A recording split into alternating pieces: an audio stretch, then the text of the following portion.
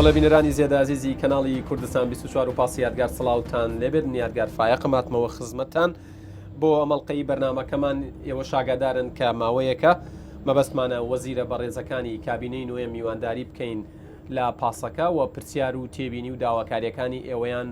پێبگەێنین بۆ مەڵقەی میوانێکی تایبەتمەیە بەڕێز دکتۆر دارا ڕەشید وەزیری پلاندانانی حکوومەتی هەرێمی کوردستان زۆر بەخێراتنی یەکەم دیارە ئێوە شاگادارن کە وەزارەتی پلاندانان هەر وەکو لە ناوەکەیەوە دیارە بە عەقڵ و مێشکی حکوومەت دادەنرێت. ئێمە ئەمانەوێ بزانین کە وەزارەتی پلاندانان لێرە بەدووە چۆن کارەکانی خۆی چالاک ئەکاتەوە زیاتر لە وڵاتیانەوە نزیک بێت شەفافتر بێت لە جاران و بزانین پلان و کارنامەی 4 ساڵی داهاتوویان چییە سەبارەت بە ڕوئیای 2020یان سەبارەت بە پلانی 2030یان و ئەو بابەتانەی کە پەیوەستن بە وەزارەتی پلاندانانەوە چ بابەتی سەرژمێری بێت چ ڕێخستنەوەی و بڵین ڕێخستنەوەی کاری کۆمپانیاکان بێت ئەوەی پێ بابەتی تەندەرین کە تا ئێستا قسە و گلەیی و ڕەخنەی زۆری لێگیراوە و گەندەڵیەکی باشیشی تێدا هەبووە و بێگومان قسە لەسەر بڵین ئەوەی تایبەتە بە بودجەی پارێزگاکان جارێکی تر سەرخستنەوەی ئەو پرۆژانەی کە وەستاون بەڵام پرۆژەی استراتیژی و گرنگن دیارە من نامەوێت زیاتر بڵێم بێگومان ئێوەتانەوێت زیاتر گوێتان لە جەنابی وەزیر بێت دکتۆر سڵاوتان لێبێ و سوپاس بۆ ئەم دەرفەتە مەبەستمە لە بابەتێکەوە دەست پێ بکەین کە کارنامەی وەزارەتەکەتانە. زۆر سپاس لە جەنابەت لەوەکەی بشتار بس دەمێت تعلیقێک لەسەر قسەی جەنابەت بکەم ئەوەی بدایەت لەسەر وەزارەتی پلاندانان. طبعاً وەزارەتی پلاندانان نایەوەکەی دیارە کە وەزارەتی پلاندانانە لە بەر حکومەت. وەزارەتی پلاندانان لە یەکەم کابینەوەی یەکگرتنەوە لە پاش دوو ئیدارەی و دوو حکومەتی هەرێمی کوردستان وەزارەتی پلاندانان هاوشێوەی بەغدا چکە وەزارەتی تەختید لە بەغدا هەر لە زمانی مەلیکەوە هەبووە یەک لە وەزارەتە گرنگەکان و لە ئەزالی شوایە. لەبەر گرنگجی و پێویستی وەزارەتی پلاندانان لە یەکگرتنەوەی کابینە حکومەتی هەرێمی کوردستان وەزارەتی پلاندانان بووە یەک لە وەزارەتانەی کە بایەخی پێدرا بە جۆرە یاسایەکەش ئەرک و مەهامی گەلێک زۆرە کە تانم دوای یەکێک باسی کەم یان لە ئەسنای مناقشەکان زیاتر تێدەگەین. وەزارەتی پلاندانان لە کابینەی نوێمی حکومەتی هەرێمی کوردستان بایەخش تایبەتی پێدەدرێ و بە خۆمان ینی بەو حکمی خیبرەی کە پێشتر هەمان بووە لە ئیشمان لە ئیدارە کردێ پێمان وایە وەزارەتی پلاندانان ئەگەر ئیشی و مەهامی خۆی بەباشی بەجێ بگەینی دەبیتە ئاسانکاری لە بۆ هەموو وەزارەت و سێکتەرەکانی حکومەتی هەرێمی کوردستان کە بتوانێت بە ئاسانی ئیش و بەرنامەی خۆیان بڕێکن. باشە دیارە ئەم پرسیارم لە وەزیرەکانی دیکەش کردووە سەبارەت بە کارنامەی 4 ساڵی خۆتان کە ئاراستەی ئەنجومەنی وەزیرانتان کردووە بۆی زیاتر دەستکراوەتر بن و بزانن چی قبول ئەکرێت چی پەسەند دەکرێت و چی پەسەند ناکرێت بۆی بەرچاوتان ڕوون بێت. ئێوە وەکو وەزارەتی پلاندانان چیتان لە ئەولەویەتی کاری خۆتان دانا؟ دەزانین جیاوازی وەزارەتی پلاندانان لەگە وەزارەتەکانی کەلەوەیە. وەزارەتی پلاندانان ئەمە بەرنامەی کار و کارنامەی حکومەت لە بۆ وەزارەتی پلاندانان بەشەکە لە کارەکەمان وەدانانی پلان و پلانی استراتیژی لە بۆ هەموو وەزارەت و سێکتەرەکانی کە هەردیسانەوە لایەوەیە. بەڵێ لە پاش دروستبوونی کابینەی نوێمی حکومەتی هەرێمی کوردستان لە کۆبنەوەی ئەنجومەنی وەزیران بەڕێز سەرۆکی ئەنجومەن بڕیاریدا کە هەر وەزیرێک تەکلیف بکرێتن کارنامەی حکومەت لە بۆ 4 ساڵی داهاتوو لە بۆ کابینەی نوێمی حکومەتی هەرێمی کوردستان ئامادەکە و پێشکەش بە ئەنجومەنی وەزیرانکە. ئەمەش وەک وەزارەتی پلاندانان هەروەکو باسم کرد بەدوو لاڕۆیشتین ئەوەی کە ئەوەی پەیوەستە بە ئیش و کارەکانی ناوخۆی وەزارەتی پلاندانان کارنامەکەمان ئامادە کرد ئەوەی پێویستە بۆ وەزارەتەکانی کە پێدەرێن وێژن یا دیدگا لە بۆ هەموو سێکتەرەکان ئەوەش خەریکی ئامادەکردنین. هەموو ئەو کارنامەی وەزارەتەکان کە ئێستا گەڕاندراوە ئەنجومەنی وەزیران و فەرمانگەی هەماهەنگی هەموو ئەو پرۆژانە دێتە وەزارەتی پلاندانان. ئەمە وەکو وەزارەتی پلاندانان ئەوەی کە لە ینی پێمان وایە کە دەبی لە 4 ساڵی داهاتوو یان لە چەند ساڵی داهاتوو حکومەتی هەرێمی کوردستان تەنها ئاعتیماد و ئەوەی لەسەر نەفت نەبیتن دەبی بەدائیل لە بۆ نەفت دروستکاتن. ئەولەویەتی ما کوشتتوکاڵ و پیشەسازی و بەرهێنان بووە. هەر ئەوڕۆ لە کۆبوونەوەکم لەگە بەڕێز وەزیری کوشتتوکاڵ هەڵسەنگاندنە چیتەوامان لە بۆ وەزعی ئێستا چکات و ئەگە نەزانی ئێستا لە چی نازانی سبەیان ساڵێکیان ساڵی کە دەگەیەجێ هەڵسەنگاندنەی واقعانە بە خوبەرائی محلی لەگەر خەڵکی نێودەوڵەتی طبعاً ئەوەش بە داعمی ئەمریکیەکان و هۆڵندیەکان تانیمان هەندێک خوبەرائی دەولی بینین کە ئەمە لەگەر خەڵکی خۆمان خبیرەکانی خۆمان پێمان برن ئێستا لە چین و ئەوانش پێمان برێن هەڵسەنگاندن و پێشنیارمان لۆ بکەن ئەوڕۆ خۆشبەختانە درافتی کۆتاییمان بڕیار لەسەردا لەوانەیە هەفتەی داهاتوو بکرێتە درافتی کۆتایی و تەسلیم بە وەزارەتی کشتتوکاڵ بکرێت وەزارەتی کشتتوکاڵ ئاکشن پلانی لە بۆ ئەو 4 ساڵی بێ دابنێ و تەسەوڕ دەکەم بتانین بەرهەمی باشی هەبیتن ئەوەی کە باسی پلان بکرێ وەزارەتی پلانە باسم کرد ینی هەدەفی مەوەیە کە کوردستان پاش نەفت یان کوردستان بەدیلی نەفت چییە ئەوەی کە دەمانەوە وەک وەزارەتی پلاندانان هەموو ئەو سێکتەرانەی کە باسی کشتتوکاڵم کرد لە پیشەسازی لە بەوە بەرهێنان لە هەموو ئەو مەجالانەی کە پێیوەستن بە خەڵک بە خزمەتگوزاری خەڵک وەزارەتی پلاندانان لە دوو بەدیلە و بتانین کشتتوکاڵ پیشەسازی مەسانە زیاد بکەین لە کوردستان هەتا بتانی هەڵی کاریش لە بۆ خەڵک زیاد بکەین. پلانیشی بۆ دانراوە پلانی لۆ دانراوە و بە خۆشمان و بە خوبەرائی نێودەوڵەتی تەمەنەوە بە داعمی نێودەوڵەتی ئەوان بودجەمان لۆ دابین دەکەن کە بتانی و خەڵکیشمان لۆ دەین خەڵکی خەبیر یعنی ئەوەی کە کشتتوکاڵ باز دەکەم ینی ئەوانەی کە خۆبەراەکانی تێدانە هەموو لە فاو بووینە و هۆڵندیەکان و ئەمریکیەکان خەڵکی تۆپ لە مەجای ئەو مەجای کشتتوکاڵ ئەو جە لە بەنداوەکان لە ینی ئەوان هەندێک شتێ باز دەکەن لە مۆزوعی تۆی گەنم و وانە تەسەوڕ ناکە ئەمە لە چین ئەوان لە چێن لێ پێم وایە ئەو طریقە تەقلیدی پێشتر کە کشتتوکاڵمان پێکردیە دەبی وازلەوەی بینین بتانین ئینتاجیشی کەم بووە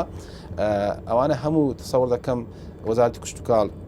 بەڕێز وەزیری کشتتوکاڵیش بەخۆی زۆر حریصە لەوەی و ئیسفادەشی باشی لێ باشە دکتۆر دیارە یەکێک لەو بابەتانی کە زوو قسەی لەسەر دەکرێت ئەو یاساییە کە وەزارەتەکان کاری پێەکەن ئەوە بەپێی یاسای ژمارە 7 ساڵی 2006 کارەکەن هیچ کێشەیەک هیچ دەستگیرۆیەکی تایە هیچ ئاستەنگێک بۆ کارەکانی ئەوە دروستەکە بیر لەوە بکەنەوە کە هەمواری بکەنەوە دەزانی لەگەڵ ئێستەڕێکی بخەنەوە هەر یاسایەکیان هەر ڕێنماییەک لەو کاتێکە دەردەچی ئیش لە بۆ ئەو کاتە و چەند ساڵێک دەکات یعنی ئەتو ئەگەر باسی یاسایەک بکەیان باسی 2006 دەکا 13 ساڵ پێش ئێستا زۆر شت گۆڕایە هەموو شتێک نوێبوونەوە گۆڕانکاری ئەنجومەنی وەزیران ئێستا خەریکین کە دانیشین هەموو ئەو یاسا و پرۆژانی کە پێویستیان بە هەموارکردنەوەی هەموار بکرێتەوە لەوانەیە یاسای وەزارەتی پلاندانان پێش هەموو وەزارەتەکان بیتن زۆر لە وەزارەتەکان لە کابینی نوێم ئەوەنی ئەوانە یاسایەکانی پێشتر پخت بووینە بەڵام لە ئەو کاتێک کە دانرایە یان چەند ساڵێک لە هەموو دنیاشوە یاسا کە دادەنرێتن چەند ساڵێک پاشتر هەموارکردنەوەی دەوێت گۆڕانکاری دەوێت بپێی پێویستی خەڵکو و پێویستی ناوچە و گۆڕانکاریەکانی کە ڕوویداش یعنی ئەوە لە بەرنامەتانە ئەوە شەموارکەنەوە باڕاستەیە کە هاوکارت زیاتر هاوکارتان بێت ئەنجومەنی وەزیران بڕیاریدا هەموارکردن ئەو یاسانە کە پێویستن هەموار بکرێنەوە یاسای وەزارەت بیان هەر یاسایەک بی کە پەیوەست بێ هەرباسم کرد بە ژیانی خەڵک پێداچنەوە بە هەیکەلەی وەزارەتەکانیش پێشتر لە کابینەی پێشتر هەندێک هەیکەلیە بچووکردنەوەی پێوە دیار بوو لەوانەیە ئەو کاتە مۆزوعی قەیرانی دارایی یەک لە ئەسبابی موجب بوو کە پێویست بوو بکرێتن ئێستا پێداچنەوە بە هەیکەلەکان دەکرێتەوە کە لەوانەیە بتانین هەندێک دەستکاری بکەین هەندێک شتێ ئێستا پێویستە بیگەڕێنەوە هەندێک شتێک کە پێویست نیە بتانین لای بین لەگەر وەش وەزارەتی پلاندانان لە بەرنامەکەی و لە کارنامەی 4 ساڵیشی دانانی وەسفی وەزیفیە لە بۆ بەڵکە ئیش وەزارەتی پلاندانانە یعنی جۆب دسکریپشن وەسفی وەزیفی ئێستا بچی هەر وەزارەتێک لەوانەیە مدیر عامێک ئیشی مدیر عامە چکە دەکات مۆزەفێک ئیشی وەسفێک کەس نازانی ئیشی خۆی چییە ئەمن زۆر حریصم لەسەوەی کە وەسفی وەزیفی دەبی لە چەند مانجی داهاتوو هەموو وەزارەتەکان وەسفی وەزیفی لە وەزیرەوە کە بە پیاسا لە بۆی دانرایە کە وەرە مدیر عام و هەموو فەرمانبەرانە هەر کەس بزانیتن ئیشی خۆی چییە تەنانە وەزارەتەکان یا دام و دەستگاکان هەموو دام و دەستگاکان دادەبەزی یعنی ئەو وەختەی مەسەن بەڕێوەبەری فلان مەسەل لە مەجالیشکردنی خۆی دیا دەزانی ئیشی خۆی چیە و دەزانی مەسئول شعبە ئیشی چییە و مەسئول ینی بەسئول هۆبە ئیشی چیە چونکە ئێستا بەڕاستی بەداخەوە ئەم بە حکومی پێشتر لە وەزارەتی تەندروستی بووم تێکەڵکێشی زۆر هەبوو و لە ئازاریش هەیە ئێستا ئەوەی کە هاتم تاکید نەسەر کرد هەندێک ئیشکرایە لە وەسفی وەزیفی بەس جێی خۆی نەگرتیا ئەمە لەو کۆبنەوەی آخر کۆبنەوەی ئەنجومەنی وەزیران بڕیارماندا پێداچوونەوە بە هەیکەلی وەزارەتەکان و دانانی وەسفی وەزیفی کە ئەوە مەهانی وەزارەتی پلاندانان باشە بابەتێکەیە کە زۆر پەیوەستە بە ژیانی وڵاتیانی هەرێمی کوردستانەوە ئێمەش مەبەستمانە ئەو بابەتانە باس بکەین کە ینی هیوای زیاتر ئەبەخشێ بە وڵاتیان بابەتی چاکسازیە خۆتان ئاگادارن کە پرۆژە یاسای چاکسازی لە ماوەی ڕابردوو هاتە پەرلەمان و تێپەڕێنرا و دواتر گەڕێنرایەوە وەکو پرۆژە یاسایەک ئێستا بوونی هەیە لە کابینەی نوێمیش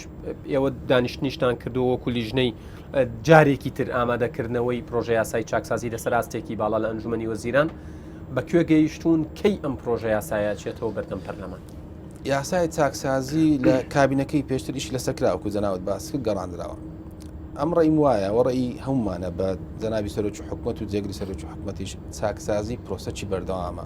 ناتانی ئەوڕۆ بە یاسایەک بێت چاکسازیم کرد و تەواو چاکسازی پرۆسەی بەردەوامە متابعەی دەوێت گۆڕانکاری تێدا دەکرێت بەنسبەت یاسای چاکسازی لیژنەک دروست بوو لە ئەنجومەنی وەزیران کە پێداچنەوە بە یاسایەکە بکاتە پاین بیگەڕینەوە پەرلەمانی کوردستان بەڕاستیان لە یەکەم ڕۆژەوە لە حزوری جەنابی سەرۆکی حکومەت و جێگری سەرۆکی حکومەت باسم لەوە کرد کە ئەو یاسایەکی زۆر باشە خزمەت بە خەڵک دەکا بەڵام تێکەڵکێکی زۆر تێدایە یعنی ئەو یاسایە چاردە مادەی کۆکردەوە چەند یاسایەک چەند قەراراتی تەشریعی بڕیارای تەشریعی کۆکردەوە لە یەک یاسا یەک لە سەبەبەکانی وەی کە ئەو یاسایە نەتوانرا تێپەڕەندی تعقید کرایە یعنی کۆمەڵک یاسا تێکەڵکێشی یەک بووە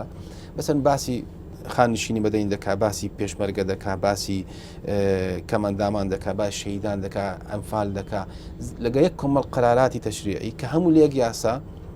ئەوە بوو کە وەکو لیژنەکە گەیشتن قەناعەتی کە دەبی پارچە پارچەی بکەین هەتا بتوانین بە ئاسانی بەڕێکین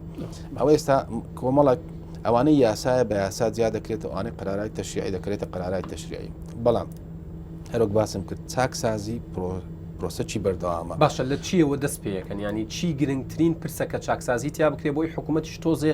هەناسیەوە بزانانی چاکسازی لە داهات دەکەین چاکسازی لە خەرجیەکان دەکەین چکە ئەو یاسایە باسی خەرجیەکان دەکا یعنی معاشی فلان خەڵک معاشی بە ناقانونی بە ناحەقی وەگرتی ئەوانە هەموو تەواو بەڵام ئەوەش بزانین حکومەتی هەرێمی کوردستان مەسئولە لە دابینکردنی بژێ و ژیانی خەڵک باش لە ئیشی حکومەت نییە و لە هەدەفی حکومەت و ئامانجی حکومەتی و کابینەی نوێ نییە کە بتان بێوێ خەڵک نامبڕکاتن شتیوان نیە بەڵام خۆ هاوڵاتیانیش باسیێواکەن بوون جەنابتان فەرمانبەر بوون بەرپرسیارەتیتان هەبووە لە چەندین جێگات لە وەزارەتی تەندروستی بە دیاری کراوی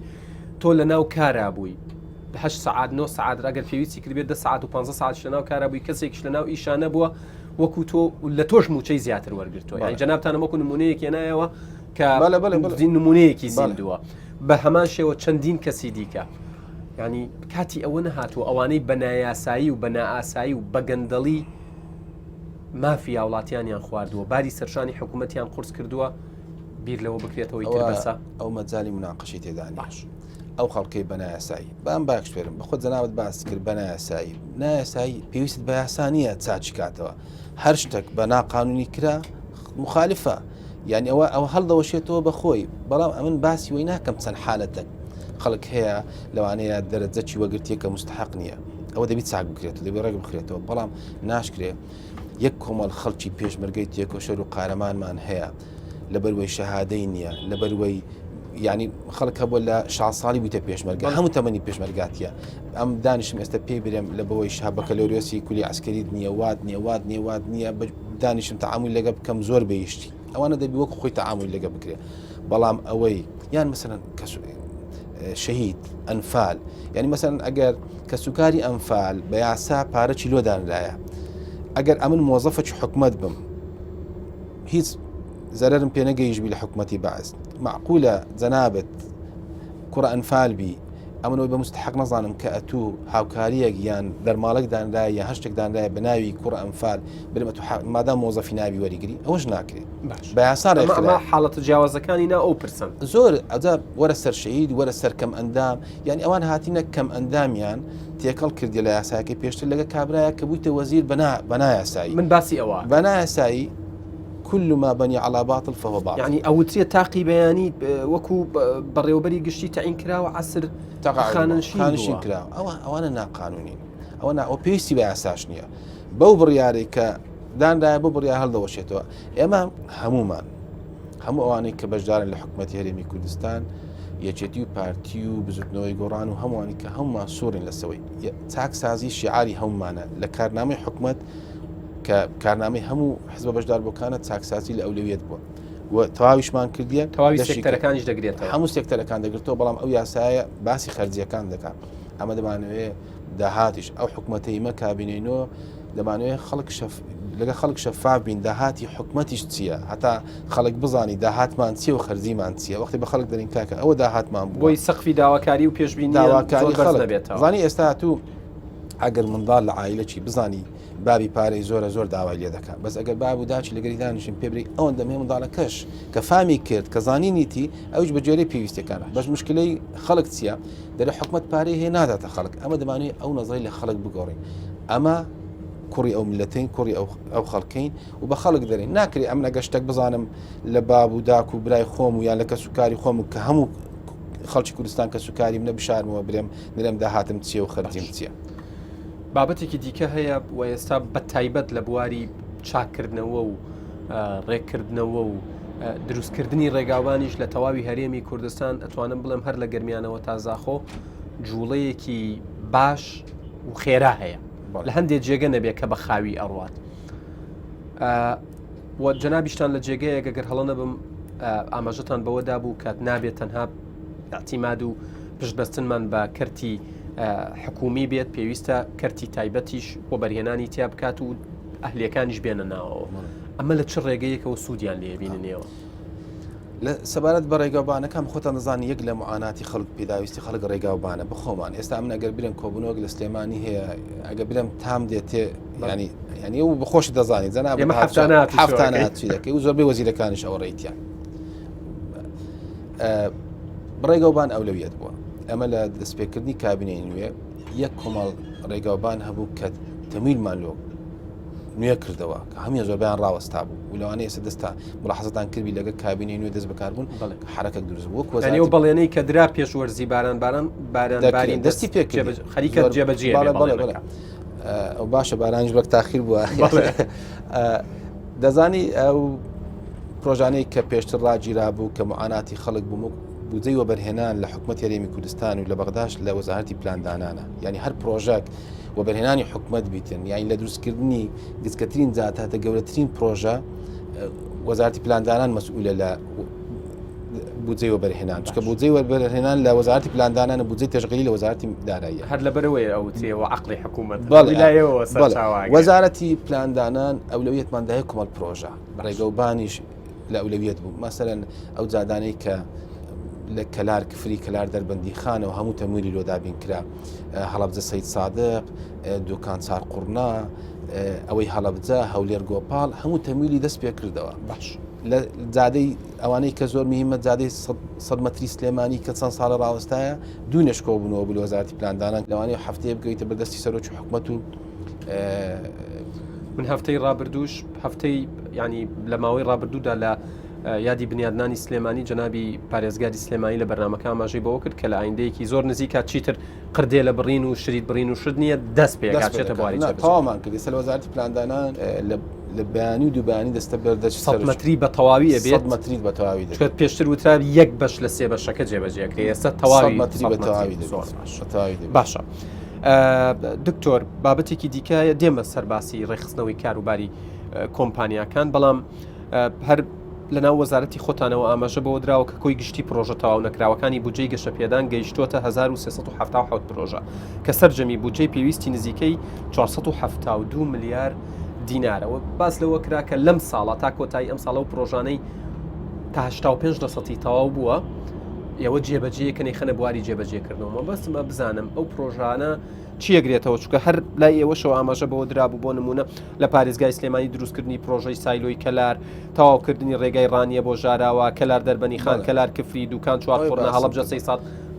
وردەکارەکان لای جەنابتانە 2500 پرۆژەی بەردەوام هەیە ئێستا باش کە زیاتر لە 5 تریلیۆن دیناری دەوێتن باش زۆرێک لەو پرۆژانە ڕێژەی 120 دەگاتە 1995 ئەمە لە کابینی نوێمی حکومەتی هەرێمی کوردستان هاتین ئەو پرۆژانەی کە پێویست و زەڕڕن پێداویستی خەڵکن پێویستی ڕۆژانن دەستمان بە تەمویلکردن کردەوە لە ڕێگەی لیژنەک لەگە وەزارەتی پلاندانان لەگە سەرۆکاتی ئەنجومەنی وەزیران وەزارەتی دارایی کە بتانین هەموو پرۆژانەی کە ئەولەویەت ئەم دێنێ بستە بەردەچی بە دەستی جەنابی سەرۆکی حکومەت و ڕەزامەندی لەسەر بدا ئەوانەی کە باست کرد سێ سایلۆیەکە سایلۆیەک لە هەولێرە لە قوشتەپە سایلۆیەک لە دۆکە لە بەردەڕەش سایلۆیەک لە سلێمانیە ئەوانە تەمویلی لۆ حاضر کرا و پرۆژەکان دەست بەکار دەبیتەوە ئەوانەی کە باسی ڕێگەوبانەکانمان کرد ئەوەی کەون منانەی کە منیشی نام و جەنابیشت باست کرد طبعاً ئەوە جگە لەوەی کە ئێستا دێمە هەندێک پرۆژە دەریوانە نام ئەوەی جادەکانی کەلار کفری کەلار دەربەندی خان هەڵەبجە دۆکان چوا قورنە هەولێر گۆپاڵ هەندێک پرۆژەی کە لە دهۆک ئەوانە هەموو تەمویلی لۆ حاضر کرایە و دەست بەکار دەبنەوە کەوانەی کە ئێستا خەڵک ئەستی پێ دەکات جگە لەوەی جەنابی سەرۆکی حکوومەت ڕەزامەندیدا نزیکەی 40 ملیار دینار لە بۆ وەزارەتی ئاودانکردنەوە کە لە دو هەفتەی ڕابردوو مۆزوعی ڕێزبەندی و شتیشمان لە تەواوکردن و دەسەڵات زۆر دەسەڵاتمان لە وەزیری ئاودانکردنەوە کەپتانی زۆر جادەی کە پێویستی مەسەن جادەی کەلکە سما کە یەک لە جادەکانە زۆر خراپ تێکچووە ئەوانەی هەولێر سلێمانی کەپتانی تعمیرات و شتی لۆ بکاتن کە ئەویش بەدەر لەوانەیە ینی ڕێگەوبان ئەولەویەت و ئەهمیەتێکی باشی درایتێ هەندێک پرۆژەی بەنداویشمان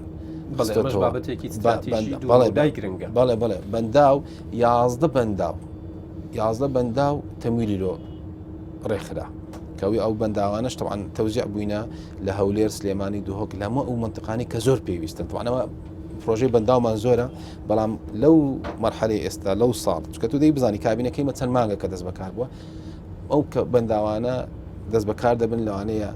لە ماوەی ساڵێک کە زۆر بێوانە تاوابن چی بەنسبەت ئەوانەی کاریان تیا ڕاوەستا بوو بەنداوەکان بۆ نمونە زۆر جار من نامم بۆ دێت باسی بەنداوی باوەنووریان ببورێ باوەنووریا پێبازەکەن ئیشی تیا کراوە بەنگاویشی بۆ نراوە زانی ئێستا مەچمان لە گەرمیان هەندێک بەنداو هەیە کە ڕێژەی ینی ئینجازی باشە ئەوانمان خستە ئەولەویەت کە تەمویلی بکەین هەتە تاوابی زوو باشە هەموو ئەو بەنداوانەی لە هەولێر سلێمانی دهۆک گەرمیان هەڵەبجە کە پێویستن ئەوەی کە دەرێم 11 بەنداو خری 11 بەنداو کەم نییە ئێستا 11 بەنداو کەتە ڕێتەواو ینی ئەوە تەمویلی لۆ ڕێکخرا و ینی ئیش دەستی پێکردەوە ئەوانەی کە هەنەوەی باسی باوەنوور و چەند بەنداومان زۆرە ئەوانش هەموو ینی بە مەراحل دێتە ئەو لیژنەیە کە بتانی تەمویل لێ دەبێ حسابی خۆشمان بکەین حکومەتمان ئێستا چمان هەیە و ئەو بودجە ینی ئەوەی باسەکرێ 5 تریلیۆن و 370 میلیارد دینارە بەڵێ ئەوەی ئەو پرۆژانەی ئەو 2500 پرۆژەی بەردەوامە 5 تریلیۆن دەوێت بەس ئێستا لەم بپرسی کوردستان پێویستی بە چەندێک کوردستان پێویستی بە یەک کۆمەڵ پرۆژەیە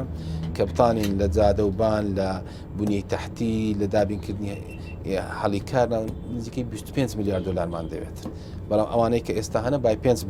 تریلیۆن تقریبا بۆ داناوە بۆ هەر 1 میلیارد دلار چەند هەلی کار بڕەخسێت چکە بیستم کە 40 بۆ 45,000 هەلی کار بڕەخسێت لە هەموو میلیارد دینارێک کە خەرجەکرێت بەڵێ ئەتوزانی ئەوانەی کە خەلی کار مەوزوعی کەیە کە ئەمە دەبی حەزم لێ پاشۆگەوە تەوامان کرد قسەی لەسەر بکەین هەڵی کار دەبی کردی تایبەت بێبیتە شیریکمان ئەوەی کە باست کرد حەل چییە ینی زۆر پرۆژە هەیە ئەوەی کەمە باسی 25 تریلیۆن دەکەین 5 تریلیۆن ڕقەمە باسی ئەم کە باسی دروستکردنی ژێرخانی هەرێمی کوردستان لە 2013 کە هەموو شتێک ڕاوەستایە پێویستمان بە 25 میلیارد دلارە ئەوە ڕقەمە سەنیە و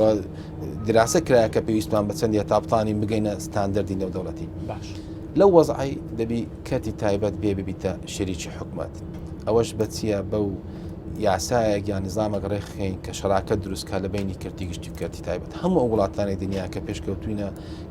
یعنی ئەو وڵاتانی کە وەزعی اقتصادیشیان باشە نایە ڕەسمالی خۆی لە پرۆژەدانێ کەتی تایبەت دەینی کە تایبەت دەکاتە شەریکەکی حەقی خۆی ئەجا کەناڵ فەرمانبەرەکانی کەرتی تایبەت ئیمتیازاتی کەرتی گشتیان پێدەبەخشێت ئەوە مەرحەلە خزمەت و ئەو مەرحەلەیە کە بەڵێ یعنی ئێستا هەموو ئەو پرۆژانەی ئەمە ئێستا من لەبەر لەوانەیە کۆبنەوەی داهاتوو لە ئەنجومەنی وەزیران عەرزی کە مەوزوعی یاسا یا نظامێک مەوزوعی شەراکەتی بینی کەرتی گشتی و کەرتی تایبەتە پێشتر ئەنێکسە کرایە ملحەق کرایە بە زۆر سادەیە ئەوەی کە ئێستا باز دەکەین زۆر فراوانە باسی شەراکەت دەکات لە بینی کەرتی گشتی و کەرتی تایبەت کە پێم وایە حکومەت هەرێمی کوردستان بە هەموو ئەو سیناریوانەی کە دراسەمان کردیە لەگە بەغدا وەزعمان وەکو ئێستابی وەکو 2020 بی کە نازانین جارێک و دەبی کە ئەگە باشتر بی بودجەمان لۆ بێ یان وەکو پێش 2019 بی لە هەموو ئەو حالەتانە بودجەوە بەرهێنانی بیتان هەبووە بەڵێ بودجەوە بەرهێنان وەکو پێویست نابی دەبی تەوجیهمانەوەی بچین کەرتی تایبەت بینین بیکەنە شەریکی بەس لەژێر کۆنتڕۆڵی حکومت دابی هەتا ئەو کەرتە تایبەتە بتانی جادەوبان مەکتەب واسانکاری پێویستی پێشکەش بکرێت بەڵێ ڕێگری بەڵێ نەخێر پشک و پشکێنە و داوای حسەی لێ بکرێتەوە شتانە خۆش بابەتێکی دیکە بۆ دکتۆر تا ئێستا کەسە ئیشی کردووە داوای پشکی لێکراوە داوای بەشی لێکراوە ئیشی بۆ ڕای نەکراوە و جەنابتان ئاگادارتر. بەڵێ ئەجەگەر ئەمە لە کابینی نوێم کە باسمان کرد شەفاف بین کە باسمان کرد لەگە خەڵک بین دەبێت ئەو زاهرە نەمینێ ئەو زاهرە بە خەڵکی ئەتیادی ناکرێتن وەمە پێشم وایە ئەوانی لە حکوومەتن ئێستا زۆر بەقوترن لەو خەڵکانی کە بتان جارە چکە وەزعی دروستکەن و جەنابی سەرۆکی ئەنجومەنی وەزیران لەوەی زۆر حەریسە و ئەم یعنی گەشببینین هەمومان کە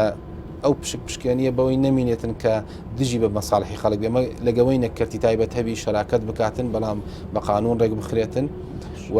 لە خزمەت خەڵک بیت. باش یەکێک لەو بابەتانەی کە بابەتی شەفافیت دێتە ئاراوە بابەتی نێشتنی ڕۆتینات دێتە ئاراوە بابەتی ڕێگریکردن لە گەندەڵی دێتە ئاراوە بابەتی واستە و واستەکاری و مەحسوبیت و منسوبیت دێتە ئاراوە کاری کۆمپانیاکانە. ئێوە لە وەزارەت بیرتان لەوە کردوتەوە کە بڵین پرۆژەی بە ئەلکترۆنیکردنی سیستمی تۆمارکردنی کۆمپانیەکان بخەنە بواری جێبەجێکردنەوە نەکرد ئەمە بەڵکو پێداچوونەوە بە گرێبەستی کار و چالاکیەکانی کۆمپانیەکانیش بکرێت. سەبارەت بە شەفافیت لە مەوزوعی گرێبەستەکانەوەی باسم کرد پێشتر هەموو پرۆسەی ئیعلانکردن و فتح و تەحلیل و ئیحالەکردن و گرێبەستکردن هەمووی زیاتر بەدەست بوو. ئێستامە پرۆژەکمان لە بەردەستە نەک لە بەردەستمانە تەواو بووە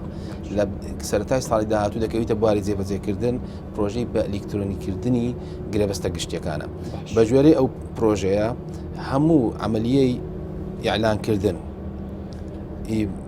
تەندەر مۆزوعی فتحی تەندەر تەحلیلی تەندەر ئیحالەکردن هەتا گرێبەستەکەش دەگاتە گرێبەستەکەش هەمووی ئەلکترۆنیە یعنی ئەوە نامینێ وەکو پێشتر گلەیی بکرێ بن لە فتح دەستکاری کرا فلان شەریکە ساری کەم بوو ساری زیاد بوو کە هێک لە کێشە گەورەکانی حکوومەت بوو کە ئەم تام بە ینی بە حالەتی زۆر شەفاف بووە پێشتر بەڵام خەڵک باوەڕ بەوە ناکات کە خەڵک وەی لاتە شک لە هەموو شتەکان دەکات ئەوەی کە دەکەویتە بواری جێبەجێکردن بە ئەلکترۆنی گرێبەستە گشتیەکانە کە لە چارەجی ساڵی یەکەمی ساڵی 2020 دەکەویتە جێبەجێکردن ئێستا مۆزوعی سۆفتوێرەکە تەواو بووە هاردوێرەکەشمان هەموو گەیشت و ستافەکی باشمان لە بەڕێوەبەری گرێبەستە گشتیەکانی وەزارەتەکان لە پارێزگاکان لەگەڵ نوێنەری وەزارەتی پلاندانە ناردە کۆریا و لە یەک دوو ڕۆژەی کۆریەکان دیسان دەگەنەوە ئێرە لە موقعیش ترێنینگ دەکەن کە بتانی لە ساڵی داهاتووە باسم کرد مۆزوعی تەندەرینگ و مۆزوعی ئەعلانکردنی پرۆژەکان هەمووی دەکەوێتە ئەلکترۆنی کە کەس ناتانی ئەمەیتر کۆمپانیەکانیش خاوەنکارەکانیش گلەییان نامێنێت کەس گلەیی نامێنێ هەمووی بە ئەلکترۆنی جێبەجێ دەکرێتن و بە ستاندەرێکی نێودەوڵەتی بەرنامەجەکە کرایە مۆزوعی سکیوریتی و سەیفتی لە خەیاڵش بەدوورە زۆر پرۆژەکی مهم و گرنگە. باشە دکتۆر بابەتێکی دیکایە دیارە من ناچارم بە متەفەریقە و هەمە چەشن پرسیارەکانم کەم چکە پرسیاری وڵاتیانە و گرنگە وەڵام من دەستکەوێتەوە بابەتی سەرژمێری پێم خۆشە بزانم نیگەرانیەکانی ئەوە سەبارەت بە پرۆسی سەرژمێری چییە یا چین؟ سەرژمێری ڕای کورد دائیمە لە سەرژمێری زەرەری پێگەیشتیە ئەگەر ئەمە بگەڕێنەوە تاریخ یەکەم سەرژمێری لە عێراق ساڵی 1927 کرایە 37 کرایە 47 ساڵێک زووتر 2 ساڵ زیاتر دوایە 57 کرایە ئەم دێمەسە 57 چکە 57 دائیمەن سەرژمێری 57 احتیمالی زۆر بە باشترینی دەزانێت بە باشترین زانی کە ئەو باشانەش نەبووە بەس ئەوەی کە دەینین کە عێراق بخۆی ئەطرافی پێ دەکرا یعنی ئەستو لە بەغدا دەیانگوت ئەوەی حسای بەغدای نەبیتن سەرژمێری بەغدای نەبی بە خەڵکی بەغدای حساب ناکەن کەرکووکیش بەنمونە دەینم کە یەک لەوانەیە کە دائیمەن کورد غەدری لێکرایە لە کەرکووک ڕێژەی کورد لە ئیحسایی ساڵی 57 150 بووە 150 بووە ڕێژەی عەرەب 126 بووە تورکمان 23 بووە کەمی نەتەواتەکانی کەش نسبەتیان هەبووە با زۆر وەزعەکەی تەعقید نەکەم 57 67 لە 77 کورد بە ڕێژەی زۆر کەم بە ڕێژەی زۆر باش کەمی کردیە ساڵی 97 کە دوا سەرژمێری بۆ لە عێراق کرایە کورد لە 150 بوویتە 120 تورکمان لە 123 بوویتە 106.6 عەرەب لە 126 بوویتە 172 چەند تەمەشا ئەو ڕێژەی گۆڕینی دیمۆگرافیا و دیمۆگرافی طبعا لەگە هەر گۆڕینەکی دیمۆگرافی پێشتر تەحزیراتی جۆغرافی لۆ کرایە یعنی لە ساڵی 77 کە سەرژمێری کرا لە ساڵی 75 کە شۆڕشتێک چووە شوێنیان لە کەرکک لابردیە خستیانە سەر سلێمانی سەر سەلاحەدین سەردیالە لە ساڵی 1970 کە سەرژمێریان کردیە شوێنیان لە مووسڵ کردێتەوە هیچیانە سەر حەویجە تا ڕێژەی عەرەب زیاد کاتن ترس و مەخاوفی کورد لەوەی بووە هەموو پرۆسەکانی سەرژمێری کە لە عێراق بووە سیاسی بووە هیچی مەوزوعی بابرین دیڤلۆپمنت و ئێوە چیتان کردەوە بۆی ئەم جارش کورد بەدەستەوە عامەکە لە نێوان کەوانەیە کە گۆڵی لێ نەکرێتەوە گۆڵی ناکرێتەوە ئاسانی ئێمە ساڵی 2009 ئەو کات بەرەحمەتی جەنابی مامزەلال بەخۆی لە بەغدایە بوو جەنابی کاک مەسعود بەخۆیان متابعی سەرژمێریان دەکرد کە سەرژمێری بکرا بە ساڵی 2009 ئەوە بوو مەراحلی زۆر باشی بڕی حتا مۆزوعی یعنی حەس و تەرقیمی ماڵ بە ماڵی عێراق کرا کە دەبایە 2009 بکرا بە 2009 تەزیریان کرد لە بۆ 2010 بەڵام ئەو وەختای لە بۆی عەقڵەتی شۆڤینی هەبوو پێی وابوو ئێستا گونجاو نییە کە گونجاوترین کات بوو ئەو وەختی لە بۆ عێراق هەموو عێراق و عێراقیەکان کە سەرژمێری بکرابان لە بەوەی ڕاستە تیرۆر هەبوو بەڵام عێراق دەوڵەت بوو هەموو شارەکان لەژێر کۆنتترۆلی عێراق بوو لێ تەقینەوەک دەکرا قاعدە دەکرد بەڵام وەکو دەوڵەتی عێراق دەوڵەت بوو و ئەو کاتەش هەموو ئەو ناوچانەی کە پێمان دەگوت ئەو ناوچە کێشە لە سەرەکان تقریبا تطبیعی بەخۆ دیتبەوە نانێشت ئەو کاتە بە کۆمەڵە حەجەک و بڕیارێک ساڵی 2010 نانێشت مەوزوعی سەرژمێری بکرد ئێستا عێراق لەو کێشانێکە تێدا دانوێت لە ساڵی کۆتایی 2020 سەرژمێری بکەن کە ئەو پێمان وایە سەرژمێری وەختێک دەکرێتن کە وڵات لە تەطبیع دابی لە ئاساییکردنەوە کەس جێگەی خۆی بە تایبەت مادەی دەستۆری هەیە کە پێدەن مادەی 140 ئەو باسی ئەو ناوچانە دەکە کە ئەمە پێدەین ناوچە کوردستانەکانی دەرەوە ئیداری حکومەتی هەرێم کە ئەوان پێدەن ناوچە چێسە لەسەرەکان کە بە جۆرە ئەو مادە دەستوریە بیتن یەکەم تطبیعە لەو شوێنانە تطبیعی دیموغرافی و جغرافی هەموو ئەو ناوچانەی کە لیکێنراون یان لێکرانە بگەڕێنەوە شوێنی ئەسلی خۆیان تەوزیعی دیموغرافیش هەموو ئەو خەڵکەی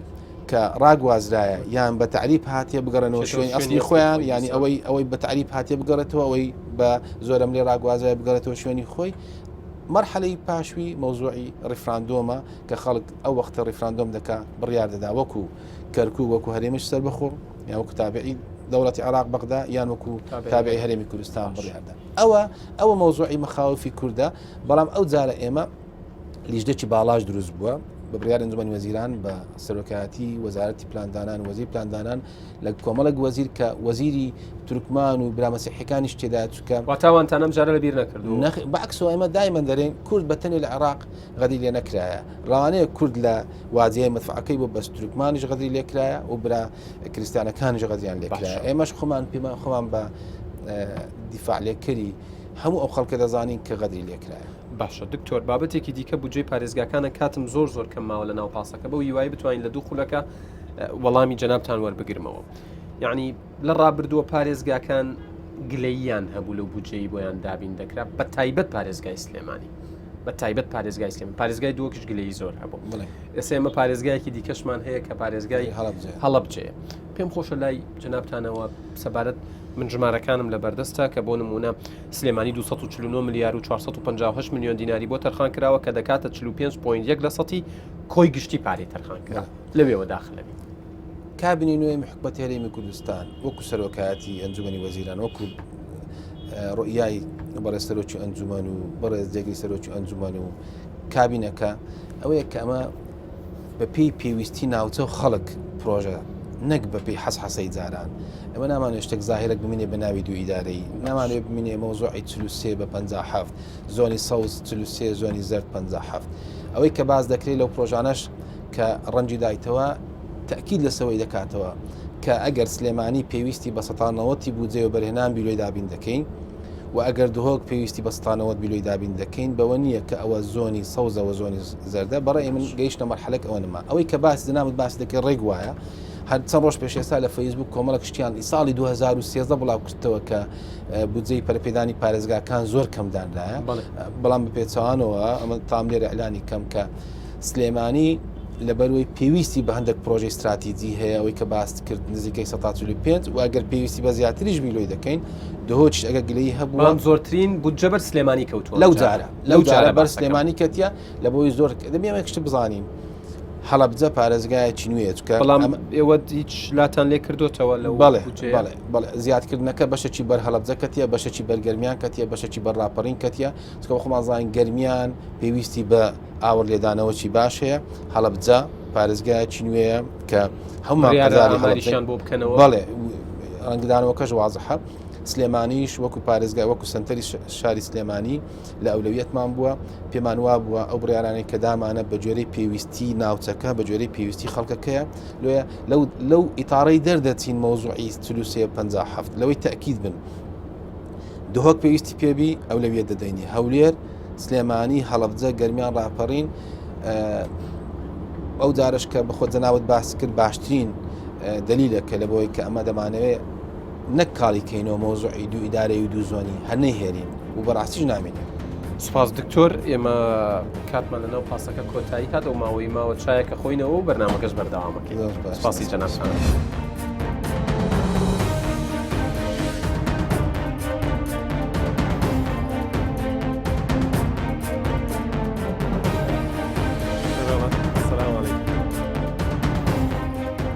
بەڵێ عزیزان دووبارە سڵاوتان لێبێت و کۆمیشە توین لەگەڵ جەنابی وەزیری پلاندانان دکتۆر دارا ڕەشید چایەکە خۆینەوە بەرنامەکەمان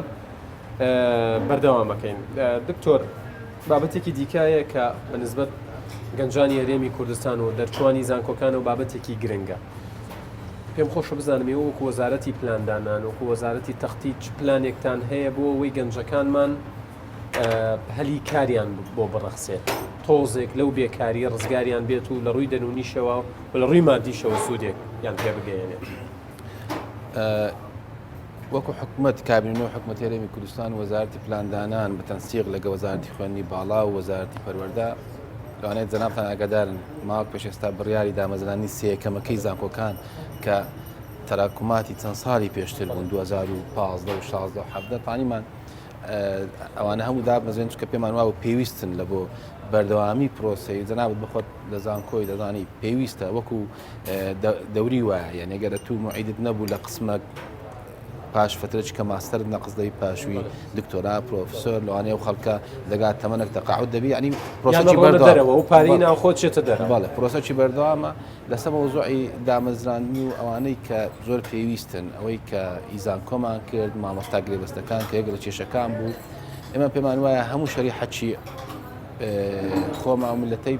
حەق خۆتی دابمەزرێت. بەڵام دەبی واقعچیش بزانین ئەوەی کە ئێستا حکومەتی هەرێمی کوردستان تێدا لەو قەیرانە دارایی کە هەمانە وتکە بەڕاستی ئەمە لایەزار لە قەیرانی دارایی چکە نازانین هەتا ئێستا ئەو کێشانی بەغدا دەگاتە چ تەبتانی لە ساڵی 2020 کێشەی موچە چارەسەر بوو بەڵام کێشەی بەڵێ زۆر شتێکی کەش هەیە ئەو عەقڵیەتە دەی بگۆڕێت کە ئیلا خەڵک لە حکومەت دابمەزرێ هەتا بتانی بژیتن یا مستەقبەلی زامنکە ئەمە دەبێت بە خەڵک برین و زەمان لە بۆ خەڵک دابین بکەین کەرتی گشتی و کەرتی تایبەت وەکو یەک لێ بکەین ئەوەی کە ئەمە لە بەرنامەمانە و دەبی جێبەجێ بکرێت چکە بەڕاستی خەڵک حەق خۆی تی دابمەزرێ لە کەرتی گشتی و کەرتی تایبەت بەڵام دەبی زەماناتیان لێ دابین کەین کە کەرتی تایبەت وەکو کەرتی گشتی حقوق و واجباتی دەبیتن یعنی ئەوە نەبێتن ئەگەر لە کەرتی گشتی بوو بێ بە معاشی کەم دەوا بکە لە بۆی تەقاعودی دەبی لە مستەقبل تەفزیلی بکاتن نا دەبی لە کەرتی گشتی نەفسی ئەوەی کە لە ئەو کەرتی تایبەتەوەی لە کەرتی گشتیە لە بۆ هاوڵاتەکان لە بۆ دەرچوانی زانکۆ دابینی بکەین هەتا خەڵک بەوی تجاهای بڕوە. باشە دکتۆر بابەتێکی نازانم زۆر نامم بۆ دێت تەلەفۆنم بۆ دێت کە پرسیار بکەم نازانم تا چەندە لە چوارچێوەی پسپۆڕی و اختصاسی وەزارەتەکەیەوەیە دامەزراندنی یەکەمی ساڵەکانی دیکە و دامەزراندنی فەرمانبەرانی گرێبەست. هیچ بیری لێ کراوەتەوە لە کۆبوونەوەکانی ئەنجومەنی وەزیران باس کراوە دامەزراندنی یەکەمەکان ساڵەکانی پێشتری گرتیتەوە دوای 15 بەڵێ ئەوانەی گرتەوە مشکلەی نییە ئەوانە لەوەی کە کێشیان هەبووە طبعاً ئەوەی داوای دامەزراندنی کردیە چکە شەرت نییە هەموو خەڵکە یەکەمبی و داوای زۆر خەڵکی چیتە دەرەوەی وڵات یان ناوێت دامەزرێت دامەزانی گرێبەستەکان ئەوە نییە دەرگایەک داخرابیتن بەڵام کە باسم کرد دەبی ئەمە ئەو کابینی و عەمری چەند مانگەکە ئێستا بە هەموو یاسا و قانونیش بیتن کە دەگەیە مانجی 12 پێدێنە سەرەی مالی هەموو شتەکان ڕادەوەستی حکومەت بیر لە ساڵی داهاتوو دەکاتەوە بودجەی لێ دادنێ و دەتوانی چەند خەڵک دامەزرین حکومەتی هەرێمی کوردستان بە واجبی خۆی دەزانی فرسەتی عەمەل ینی هەڵی کار لە بۆ هەموو ئەو لە کارنامەی حکوومەتیشە لە بۆ هەموو دەرچوانی زانکۆ و گەنجانی ئەو وڵاتە بە شەهادە و غێری شەهادە دابین بکرێتن بەڵام ئێستا زوو ئەمە قسە لەسەوەی بکەین لە ساڵی داهاتوو بزانین ئێستا لەگە کێشەکانمان لەگە بەغدا مەوزوعی بودجە ئەگەر کرا هەموو شتێک ئەگەر مەوزوعی بودجە لەگەڵ بەغدا چەنە دۆخی بەغدایە جگار ئاڵۆزە پرسیارێکش لەسەرەوە کەم ئەگەرەوە چارەسەر بێ کێشەی ئەو یەک ئێستا 2015-2016 یەکەمەکان یەکەم و دۆ موسیمەکان دامەزراون بەڵام 16 17 و دواتر دانەمەزراون تا ئێستا چاوەڕێن بچووکترین هیواشیان پێنەدراوە تەسەورەکەی لە پلانەکانی ئێوەیە بیر لەوە بکرێتەوە کە ئەوانیش وردە بۆ دەرچوانی زانکۆ یەکەمەکان سێ یەکەمەکان کێشیان نابی ئەو برای لێدرای ئەنجومەنی وەزیران ئەو بەس بۆ 2015-2016 بەساخەت توانێت خۆ 2015 کەم نییە ئەوەی 17 و 18 ئەوە مەوزوعەکە پێمان وایە پێویستیە لە بۆ زانکۆکان بەس مەوزوعی دامەزانی هەموو گرێبەستەکان تو گرێبەست کردە هەمیشەیی ئەو جارە خەڵکیکە داوای گرێبەست دەکات ئەی ئەوانە بێژەکان ئەوش دیسان بابەتی بەدایان مەسج لە منی شاتێ لەوانم تاکیدم بە سەدان لە بۆ وەزیری پەروەردەشت چووە ئەوەی وانە بێژەکان بەڕاستی حەق خۆیتیان بەڵامەوە باسم کرد ئەو ڕۆژەی لە کۆبوونی ئەنجومەنی وەزیرانیش ئێمە وەکو ئەوانە هەموو بە کوڕ و کچی خۆمان دەزانین و حکومەت خۆی بە ساحەیبی حەقی ئەو خەڵکی دەزانیتن پێی وایە ئەوانە حەقیتیان ئیمتیاز نێدایان بەدەر لە حەق تەسەور ئەەکەی ئەوەندەی واگەدار من هیوایەکیان هەیە ناڵێم هیوا دەبی بەڵام لە ساڵی 2019 لە ساڵی 2020 ئەمە مەوزوعی چکە زۆر نزیک بووین و لەسەر مەوزوعی اتفاق لەگە بەغدا لە بودجە ئەومان یەکلای کردەوە ئەکید بودجە لە بۆ هەموو سێکتەرەکان دادەنرێ بە دامەزانیشەوە باشە ئێستا لە عێراق و لە بەغدا و شار و پارێزگا جیاوازەکان مانگرتن هەیە بایکۆتی دەوام هەیە وەستانی دەوام هەیە ئەمە هیچ کاریگەریەکی لەسەری شوکاری ئێوە وەزارەتەکانی دیکە کاروباری حکوومەتی هەرێمی کوردستان دەبێت نەخێر ئەکید استقرار لە بەغدای هەبیتن استقرار لە هەولێریش زیاتر دەبی و پێمان وایە ضرورە و پێویستە بەغدا استقرای تێداوی و ئەو کابینەیە بەردەوامی هەبیتن هەتا ئەمە بتانین بزانین لەگە بەغدایە تەعامل لەگە چێ دەکەین چکە ئەو مەراحلانەی پێشتر لە مفاوەزات بردبمانە پێش مەراحلی زۆر باشمان بڕی و کە بتانین لە قانونی بودجەی 2020 هەرێمی کوردستان هەموو مستحقاتی خۆی بە پێی دەستور و پێی مادە دەستوریەکان بگاتە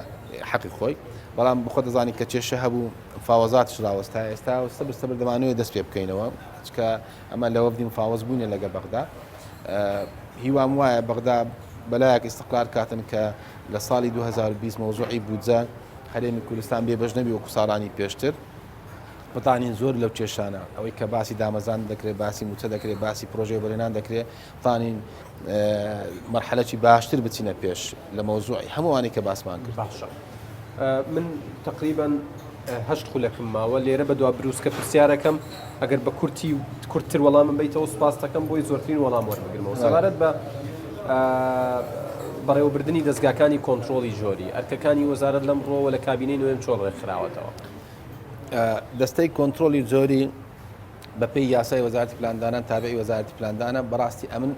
لە ئەدای پێشتر ڕازی نیمە ئەوەی کە پێشتر کرایە پێشتر گرێبەست کرایە لەگەر لە ئەدای دەستەکەی ڕازی نیمە ئیش وەک خۆی نەکردیە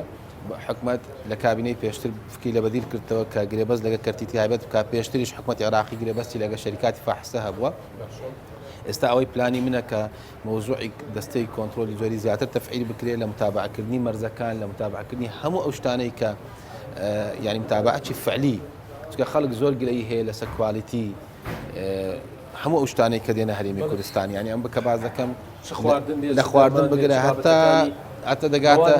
کارەبایی سیارە هەموو شتێک ئەوە ئیشی دەستەی پێوانە سازی زۆریە و بەڕاستی ئەمن تەکلیفی دەستەکەم کردیە ئیشی فعلیم دەوێت ناکرێت چکە خەڵک لە شعارات و لە قسە بێزار بووە ئەگەر ئەمن هاوڵاتی بم شتێک بە مەلموسی نەیبینم باوەڕی پێ ناکەم ئەم پێم وایە دەبی خەڵک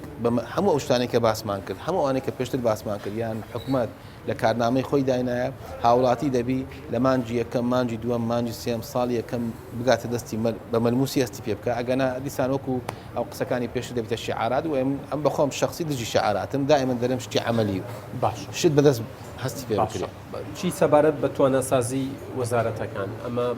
ینی توانەسازی فەرمانبەران بێت توانەسازی لە بوارەکانی دیکە بێت کە پێویست بێ بە کارەکانی وەزارەتەکانەوە ئەمەیان چۆن دەست پێکاتەوە و ڕێکەخێتەوە توانەسازی خۆتان زانی چەند ساڵ پێش ئێستاە کە وەختەی حکومەت هەرێمی کوردستان لە وەزعی اقتصادی زۆر باش بووە کە پرۆژەی زۆر سەرکەوتوو بۆ توانەسازی کە توانیتمان کۆمەڵک گەنجی خۆمان کە بە کەلۆریۆسیان هەبوو یان ماستەریان هەبوو زیاتر تەتەوڕکەم بگرن ساحیبی ماستەر ساحیبی دکتۆرا کە لە زۆر لە سێکتەرەکانی حکومەت ئێستا ئیستفادەی لێ دەکرێت بەڵام پرۆژەکە لە بە قەیرانی دارایی کێشەی کەت هەندێک مەشاکلی تەکنیکی شێ بوو ئەو بەشەی ئەساسی کە معنیە بە وەزارەتی پلاندانان لە مەوزوعی توانەسازی ئەم تەکلیفی مدرعام کردیە مدرعامی معنی بەو توانەسازی کە حل ببینەوە کێشەکان چارەسەر بکەین چونکە بەڕاستی پێم وایە توانەسازی لەو سێکتەرانەی یان لەوانەی کە پێویستمان پێەیە زیاتر تەرکیز لەسەوان بکەین هەتا بتانین نەواتەکی دروستکەین لە مستەقبل خەڵکی خۆمان ببیتە ساحەبی هەموو شت مۆزوعی توانەسازی ئەم بە جددی ئیشی لەسەر دەکەم و پێم وایە حەلی باشی ڕابردوو نابێت چ لە ڕووی پێدانی پارەی زۆرەوە چ لە ڕووی ئەوانەیە ڕۆشن لە بوارێکە لە اختصاسێکە پسپۆریانە هێناکە پێویست نەبوو ئەمن با مثالێک لە باسکەم هەروەک باسم کرد پێشتر لە تەندروستی بووم لەبەوەی بە جۆرەی پێویستی نەبووە هەندێک توانەسازی طبعاً ئیشی زۆر باش کرایە بەس هەندێک چامە ملاحەزە خەڵکمان هەبووە دکتۆر بۆ چۆت توانەسازی چوتە وڵاتێکی ئەوروپیش PhD چی هینایتەوە زیاتر چۆ بەحسی کردی نەزەریە ئێستا لی تێک چۆ نازانی ببیتە ینی ئێستا لی تێک چۆ لە سەحەت جێی نابیتەوە لە تعلیم عالی جێی نابیتەوە چونکە ئەو PhD کردیتی لە مۆزوعەکە ئیشمان پێنی پارەیەکی زۆر باشی بۆ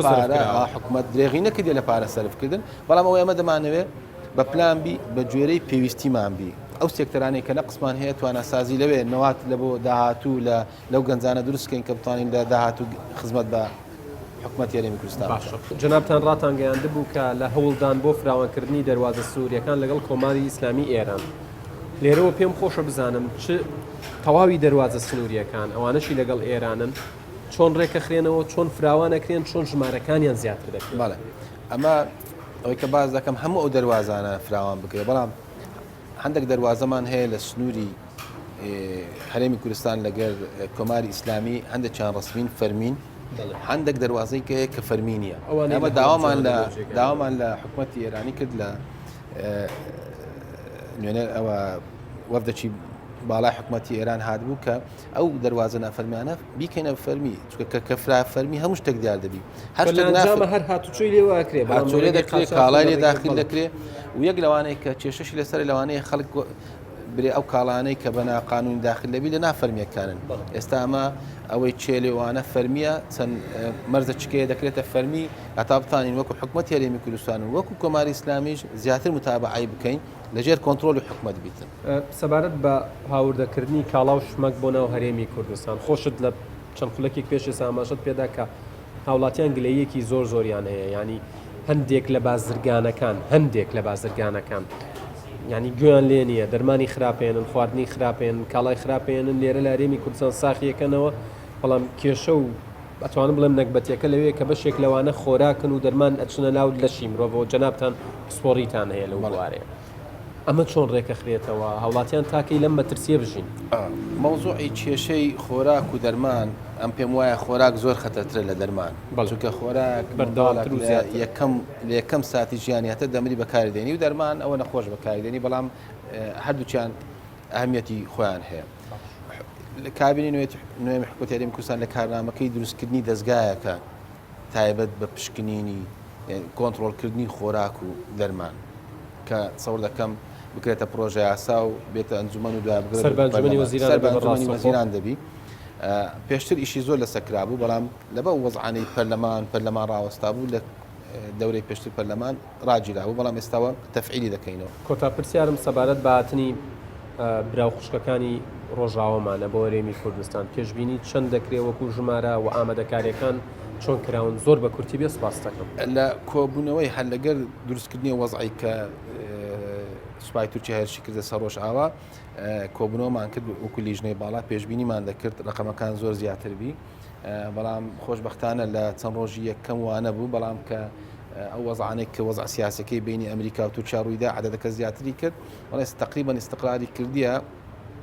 وانە بوو ئەوەی کە تەسەوڕمان دەکرد ینی خەڵکەکەش ئەگەر پاشەوەی تەدەخول کرا و یعنی ئەوەی تەدەخولی نێودەوڵەتی کرا رووسیا هات یعنی تر ئەو ترسەی نەما دەرەمە تەسەوڕمان دەکرد 250 تا 300 هزار کەس بێتن بەڵام عەدەدەکە تقریباً ناگاتە 20 هزار کەس تا ئێستا